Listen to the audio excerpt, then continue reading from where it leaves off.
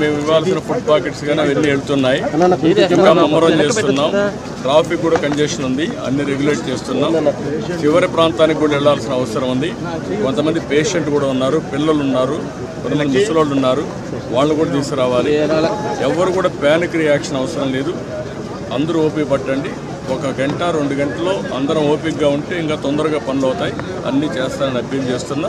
ఇక్కడే ఉంటా, control రూమ్ని activate చేస్తున్నా. ఎంతవరకు చేయగలుగుతామో అన్నీ చేసి అందరిని ఆదుకుంటాం. 110 పైన బోట్లు పనిచేస్తున్నాయి. అదే మాదిరిగా 4-6 హెలికాప్టర్లు వస్తున్నాయి. ఒక హెలికాప్టర్లో ఫుడ్ పెట్టడం కానీ, లేకుంటే బోట్లో తీసుకుపోవడం కానీ, పేషెంట్లు తీసుకురావడం కానీ ఇవన్నీ జరుగుతున్నాయి. వర్షం కూడా పడతా ఉంది, అయినా కూడా ఎక్కడ ఆపరేషన్స్ ఆపం, అన్ని విధాలు. సార్, ప్రకాశం బ్యారేజ్ 69 గేట్ దగ్గర బోట్లు కొట్టుకురావడం ఏమన్నా కుట్రే ఉంది? ఇవన్నీ ఇప్పుడు నేను అవన్నీ మాట్లాడను.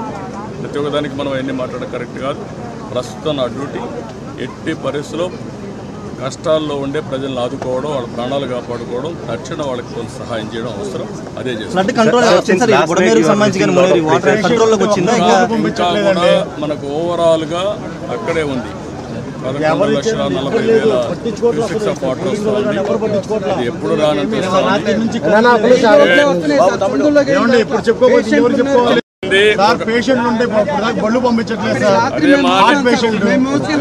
మా మాట ఏంటండి, 1 గంట టైం ఇవ్వండి, చేస్తాను. మమ్మల్ని ఇబ్బంది పెట్టి, నన్ను ఒక్కడే ఇబ్బంది పెట్టినా కూడా అందరికి న్యాయం చేస్తాను. విన్నానమ్మా, మీ కష్టాలు అర్థం చేసుకున్నాను, అందరిని ఇంటూనే వచ్చా. ఇప్పుడు మళ్ళా పోయి నేను అన్ని స్ట్రీమ్ లైన్ చేస్తాను, మళ్ళా వస్తాను, నేను చూసుకొని చేస్తాను.